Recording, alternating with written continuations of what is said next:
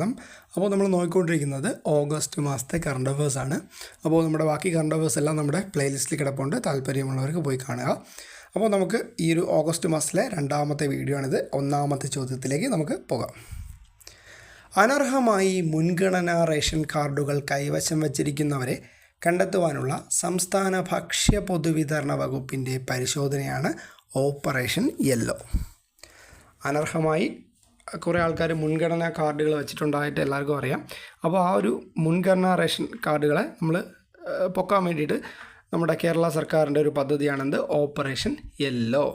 ഒന്നുകൂടി, അനർഹമായി മുൻഗണനാ റേഷൻ കാർഡുകൾ കൈവശം വച്ചിരിക്കുന്നവരെ കണ്ടെത്തുവാനുള്ള സംസ്ഥാന ഭക്ഷ്യ പൊതുവിതരണ വകുപ്പിൻ്റെ പരിശോധന അല്ലെങ്കിൽ ആ പദ്ധതിയാണ് ഓപ്പറേഷൻ യെല്ലോ. അടുത്ത ചോദ്യം, മഹാത്മാഗാന്ധി ദേശീയ ഗ്രാമീണ തൊഴിലുറപ്പ് പദ്ധതിയുടെ കേരളത്തിലെ ഇപ്പോഴത്തെ പുതുക്കിയ വേതനമാണ് 333. മഹാത്മാഗാന്ധി ദേശീയ ഗ്രാമീണ തൊഴിലുറപ്പ് പദ്ധതിയുടെ നമ്മുടെ കേരളത്തിലെ ഇപ്പോഴത്തെ പുതുക്കിയ ശമ്പളമാണ് 333. പ്രതിരോധ വാക്സിൻ നൽകാൻ വിട്ടുപോയ ഗർഭിണികൾക്കും കുഞ്ഞുങ്ങൾക്കും വാക്സിൻ നൽകുന്നതിനുള്ള പദ്ധതിയാണ് മിഷൻ ഇന്ദ്രധനുഷും തീവ്രയജ്ഞം 5.0. പ്രതിരോധ വാക്സിൻ നൽകാൻ വിട്ടുപോയ ഗർഭിണികൾക്കും കുഞ്ഞുങ്ങൾക്കും വാക്സിൻ നൽകുന്നതിനുള്ള പദ്ധതിയാണ് മിഷൻ ഇന്ദ്രധനുഷും തീവ്രയജ്ഞം 5.0. കേരളത്തിലെ ഏറ്റവും നീളം കൂടിയ ആകാശ നടപ്പാത നിലവിൽ വന്ന ജില്ലയാണ് തൃശ്ശൂർ. കേരളത്തിലെ ഏറ്റവും നീളം കൂടിയ ആകാശ നടപ്പാത നിലവിൽ വന്ന ജില്ല ഏതാണ്? തൃശ്ശൂരാണ്. ഒന്നുകൂടി, കേരളത്തിലെ ഏറ്റവും നീളം കൂടിയ ആകാശ നടപ്പാത നിലവിൽ വന്ന ജില്ലയാണ് തൃശ്ശൂർ. അടുത്ത ചോദ്യം, 2023 സഹോദരൻ സ്മാരക സാഹിത്യ പുരസ്കാര ജേതാവായത് മാധവൻ പുറച്ചേരി.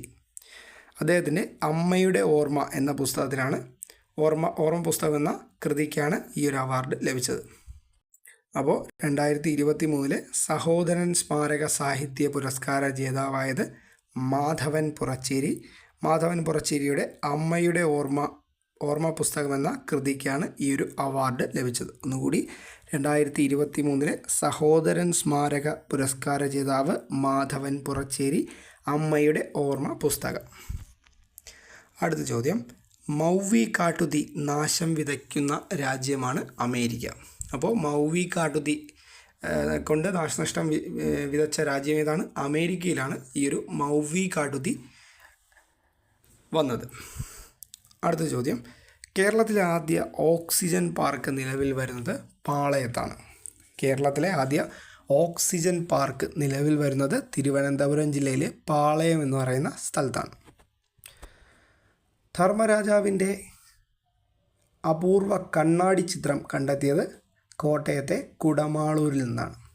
ധർമ്മരാജാവ്, നമുക്കറിയാം കിഴവൻ രാജ എന്ന് പറയുന്ന ധർമ്മരാജാവിൻ്റെ കാർത്തിക തിരുനാൾ രാമവർമ്മയുടെ അപൂർവ കണ്ണാടി ചിത്രം കണ്ടെത്തിയത് കോട്ടയത്തെ കുടമാളൂരിൽ നിന്നാണ്.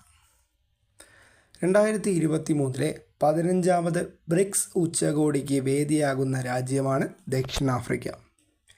2023 15ാമത് ബ്രിക്സ് ഉച്ചകോടിക്ക് വേദിയാകുന്ന രാജ്യം ഏതാണ്? ദക്ഷിണാഫ്രിക്ക. ഒന്നുകൂടി പറയാം, 2023 15ാമത് ബ്രിക്സ് ഉച്ചകോടിക്ക് വേദിയാകുന്ന രാജ്യം ഏതാണ്?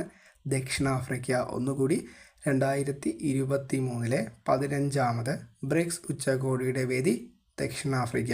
ഒന്നുകൂടി, 2023 15ാമത് ബ്രിക്സ് ഉച്ചകോടിയുടെ വേദി എവിടെയാണ്? ദക്ഷിണാഫ്രിക്ക. അപ്പോൾ നമുക്കൊന്ന് റിവൈസ് ചെയ്യാം.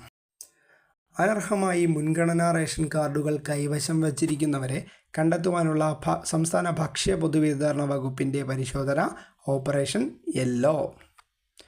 മഹാത്മാഗാന്ധി ദേശീയ ഗ്രാമീണ തൊഴിലുറപ്പ് പദ്ധതിയുടെ കേരളത്തിലെ വേതനമാണ് 333 അല്ലെങ്കിൽ 333.